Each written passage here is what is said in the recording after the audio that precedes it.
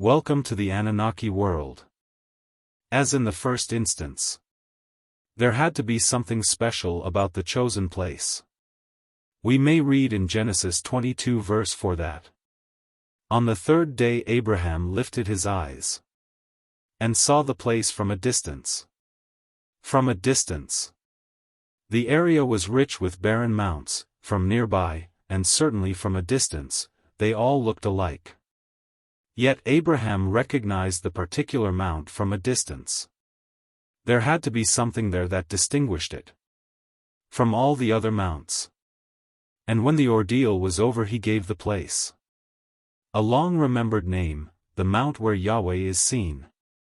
As 2 Chronicles 3 verse 1 makes clear, Mount Moriah was the Jerusalem peak on which the temple was eventually built.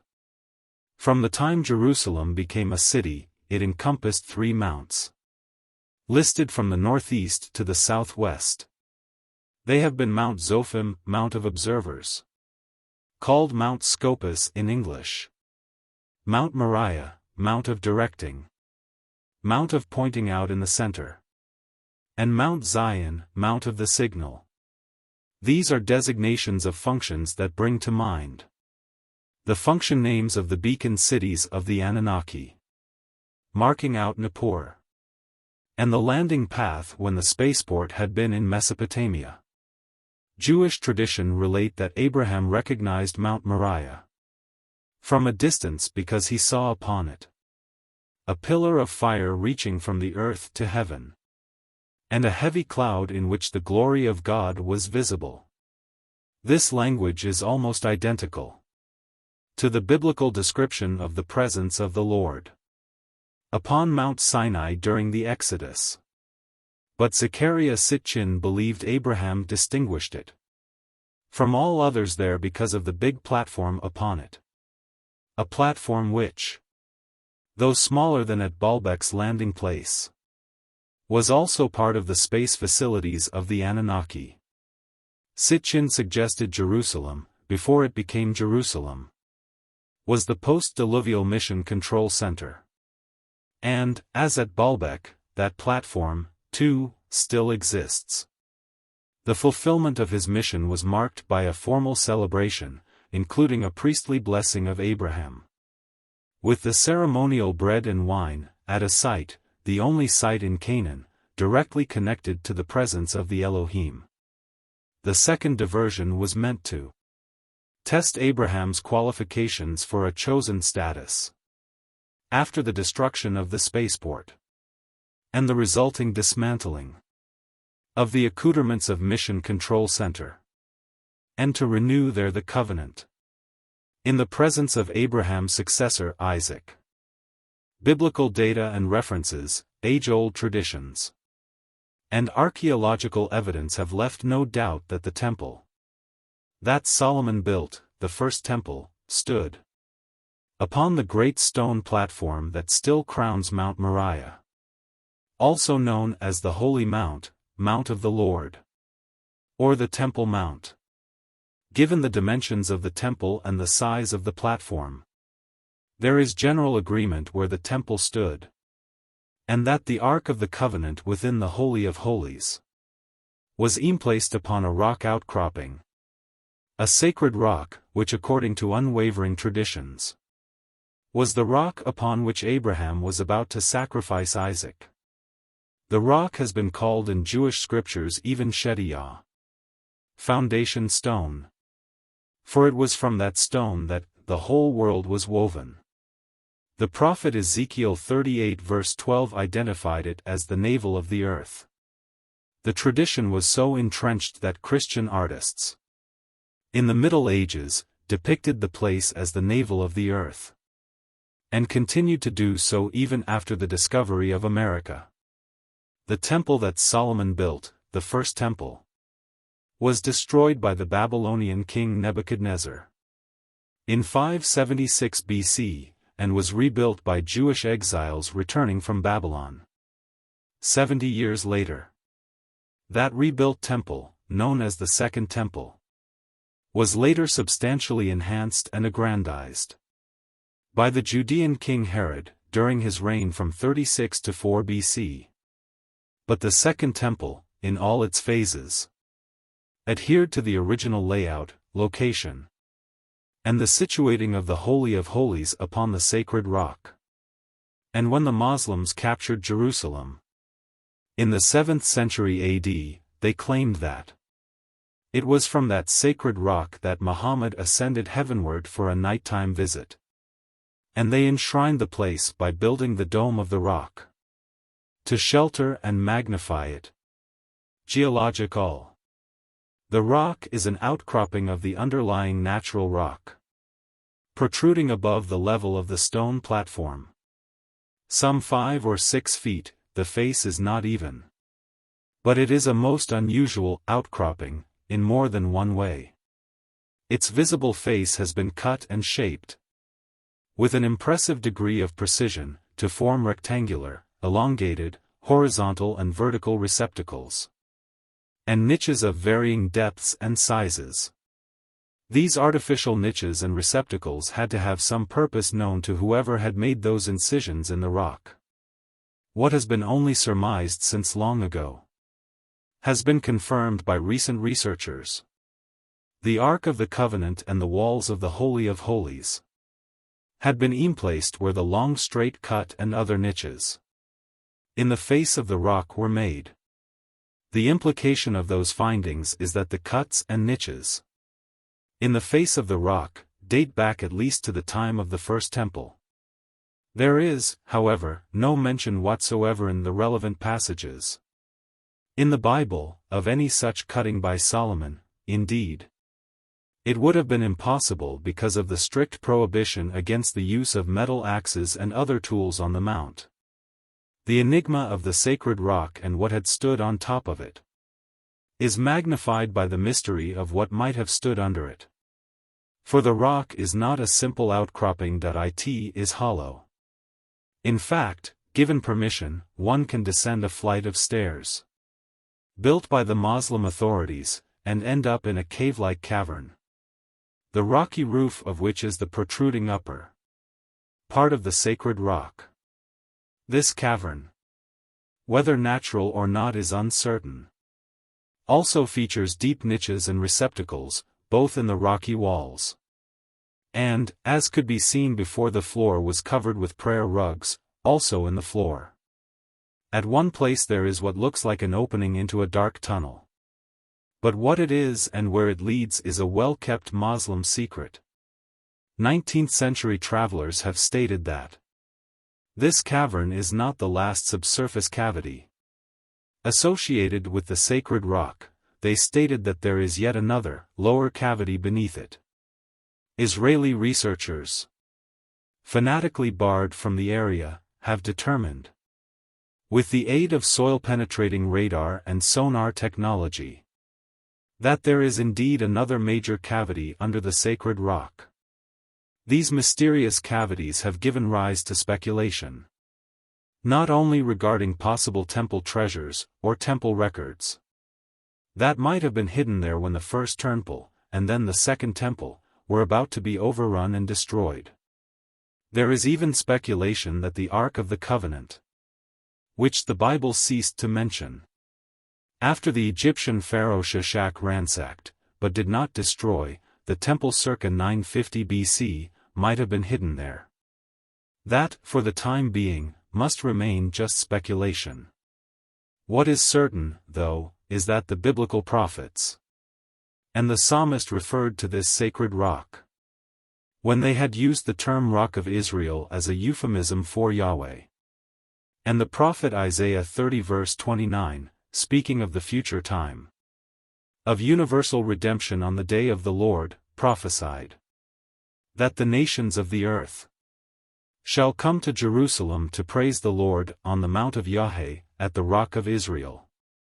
The Temple Mount is covered by a horizontal stone platform, slightly off, perfect rectangular in shape, because of the contours of the terrain, whose size is about 1,600 by 900 feet, for a total stone-paved area of close to 1,500,000 square feet. Although it is believed that the present-day platform includes sections, at the extreme south and possibly also in the north, that had been added between the first temple's building and the destruction of the second temple. It is certain that the bulk of the platform is original. It is certainly so regarding the slightly raised portion, where the sacred rock, and thus the dome of the rock, are located, as the visible sides of the platform's retaining walls show, and as more recent excavations have revealed. The natural bedrock of Mount Moriah slopes considerably from north to south, though no one can say with any certainty what the size of the platform had been in the time of Solomon, nor estimate precisely the depth of the slopes that had to be filled. An arbitrary assumption of a platform measuring only 1 million square feet and an average depth of 60 feet, much less in the north, much more in the south. The result is a landfill requiring 60 million cubic feet of aggregate, soil, fieldstones. This is a very major construction undertaking. Yet nowhere in the Bible is there even a mention or a hint of such an undertaking. The instructions for the first temple cover pages upon pages in the Bible. Every small detail is given, measurements are precise to an amazing degree. Where this or that utensil or artifact should be is prescribed. How long the poles that carry the ark is specified. And so on and on. But it all applies to the house of Yahweh. Not a word about the platform on which it was to stand. And that could only mean that the platform has already been there was no need to construct it. Standing out in complete contrast to that absence of mention are the repeated references in 2 Samuel and 1 Kings to the Millo, literally, the filling, a project begun by David and enlarged by Solomon, to fill up part of the slopes on the southeastern corner of the sacred platform, so as to enable the city of David to expand northward, closer to the ancient platform. Clearly, the two kings were quite proud of that achievement, and made sure it was recorded in the royal chronicles. Recent excavations in that area indicate, however, that what was done was to raise the sloping level by constructing a series of terraces that grew smaller as they rose. That was much easier than first surrounding the expanded area with high retaining walls and filling up the gap with aggregate. This contrast undoubtedly corroborates the conclusion that neither David nor Solomon built the vast platform on Mount Moriah, with the immense retaining walls and enormous amount of landfill required. All the evidence suggests that the platform already existed when the construction of a temple was even contemplated. Who then built the platform, with all the earthworks and stonework that it entailed? Our answer, of course, is the same master builders who had built the platform at Baalbek. And, for that matter, the vast and precisely positioned platform on which the Great Pyramid of Giza stands.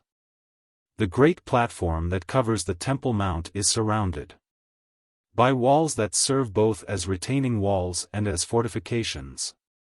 The Bible reports that Solomon built such walls, as did Judean kings after him. Visible sections of the walls, especially on the southern and eastern sides, display constructions from various later periods. Invariably, the lower, and thus more ancient, courses are built of larger and better shaped stone blocks. Of these walls, only the western wall, by tradition and as confirmed by archaeology, has remained hallowed as an actual remnant from the time of the First Temple, at least in its lowest courses where ashlars, perfectly cut and shaped stone blocks, are the largest. For almost 2 millennia since the destruction of the Second Temple, Jews held on to this remnant, worshipping there, praying to God, seeking personal succor by inserting slips of paper with a request to God, between the ashlars.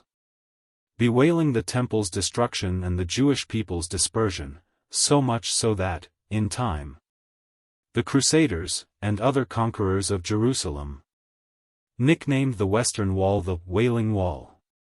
Until the reunification of Jerusalem by Israel in 1967. The Western Wall was no more than a sliver of a wall. About 100 feet or so squeezed between residential houses. In front was left a narrow space for the prayers, and on both sides, rising house atop house, it encroached on the Holy Mount. When the houses were removed, a large plaza was formed in front of the Western Wall, and its extension all the way to its southern corner was unveiled. And, for the first time in almost 2 millennia, it was realized that the retaining walls extend downward nearly as much as they had been exposed above what has been considered ground level, as suggested by the hitherto visible portion of the Wailing Wall.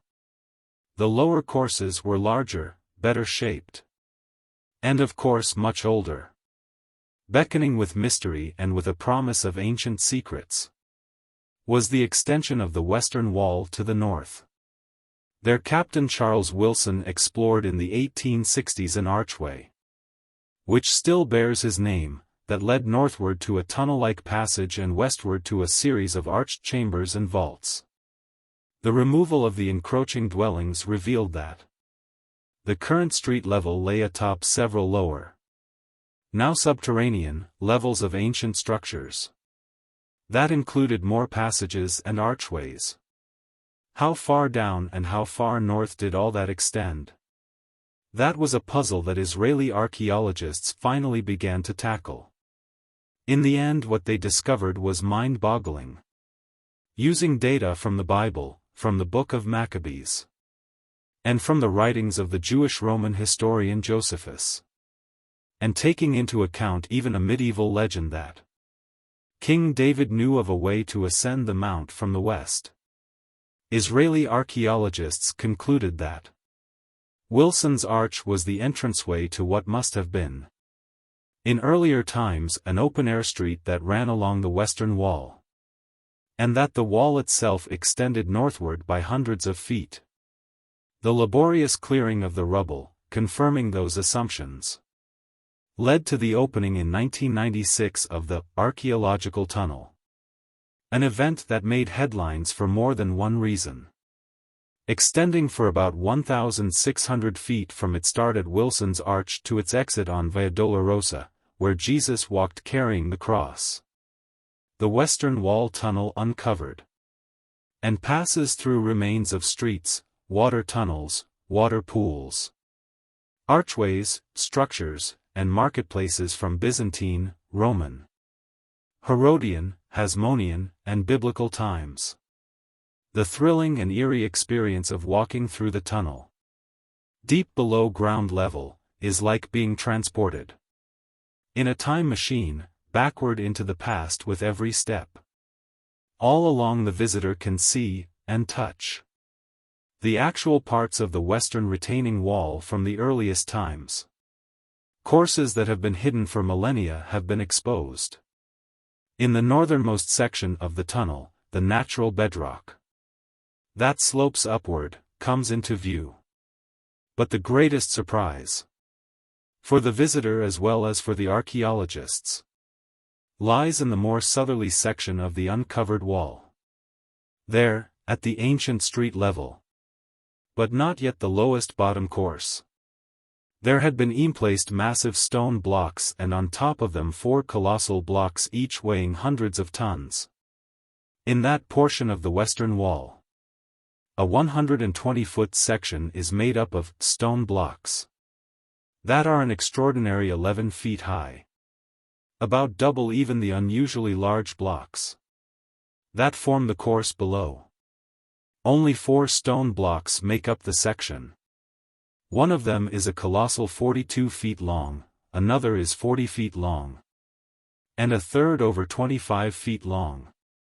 Soil-penetrating radar and other soundings have indicated that the depths of these stones is 14 feet. The largest of the three is thus a stone mass of about 600 tons. The somewhat smaller one weighs about 570 tons. And the third one about 355 tons. The blocks used in the construction of the Great Pyramid in Giza averaged 2.5 tons each, with the largest weighing about 15 tons. Indeed, the only comparison that comes to mind are the 3 trilithons in the Great Stone Platform of Baalbek, that also form a course above somewhat smaller, but still colossal stone blocks. Who could have emplaced such colossal stone blocks? And what for? Because the stone blocks are indented at their margins. Archaeologists assume that they are from the time of the Second Temple, or more specifically the Herodian period, 1st century BC. But even those who hold that the original stone platform was smaller than the present one agree that the central portion that encompasses the sacred stone, and to which massive retaining wall belongs, had existed from the time of the First Temple. At that time the prohibition against using iron tools, that dates back to the time of Joshua, was strictly enforced. All the stone blocks used by Solomon, without exception, were quarried, cut, shaped, and prepared elsewhere, to be brought to the site only for assembly. That this was the case regarding the colossal stone blocks under discussion is additionally clear from the fact that they are not part of the native rock. They lie well above it, and have a somewhat different hue. How they were transported and raised to the required level, and then pushed into the necessary emplacement, remain questions that archaeologists are unable to resolve. An answer, however, to the question what for, has been offered. The site's chief archaeologist, Dan Bahat, writing in Biblical Archaeology Review, stated, "We believe that on the other, eastern, face of the western wall, at this point, under the Temple Mount, is an enormous hall. Our theory is that the master course, as this section had come to be called, was installed to support and serve as a counterforce to the vault inside.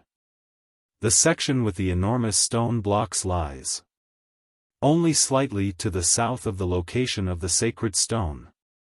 To suggest, as we do, that this massive section was needed for heavy impacts associated with the site's function as a mission control center with its equipment installed on and within the sacred rock, seems to be the only plausible explanation after all.